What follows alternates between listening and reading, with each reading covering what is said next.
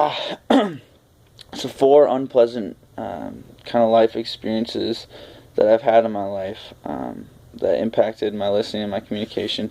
The first two are divorce. The first divorce that I went through with my dad and my mom was in second grade. They got married really young, and I don't think they communicated the best. I don't think they knew what they were doing, and I don't know all the details. I was so little when it happened. But that was the first kind of negative life experience I had. They both got remarried. It was awesome. I loved my stepfamilies. But when I was 15 years old, my dad went through his second divorce, and this time it was dirtier, and this time it was messier, and I understood the impact that it had on not only me, but my dad, my little brother, the rest of our family. We ended up having to foreclose the farm that we were living on because we couldn't support ourselves with just my dad's income, and it was just really messy. It really impacted the way that I saw intimate relationships. It impacted the way that I saw family, and I don't know, I guess probably trust is what it hurt the most. I put up a guard kind of and became a tough kid, which in the long run had its benefit, but in the time that it happened, man, it really hurt. The third experience I had happened 2.5 years ago. He was my grandpa George. He was a Vietnam War vet. He had been shot when he was overseas. He took a bullet to the lung.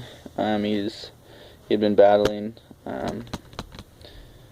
physical ailment, since then. He'd always had trouble breathing since I could remember. He's had to have a tube and walk around with his machine. And about 2.5 years ago, he passed away. And it was a pretty tough time. A lot of things that I learned in life, I learned from him. And it was just very hard to watch him suffer and have to say goodbye when I didn't think I needed to. At 19 years old, I thought I would have more time with my grandpa, but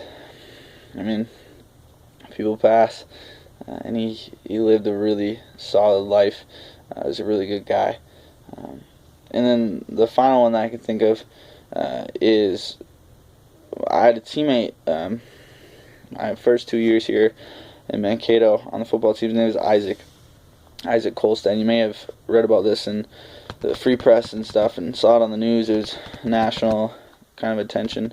But Isaac was in a fight down at the bars. He got blindsided, hit his head on the pavement, cracked his skull open, and a kid came and stomped on his head, left him with permanent brain damage.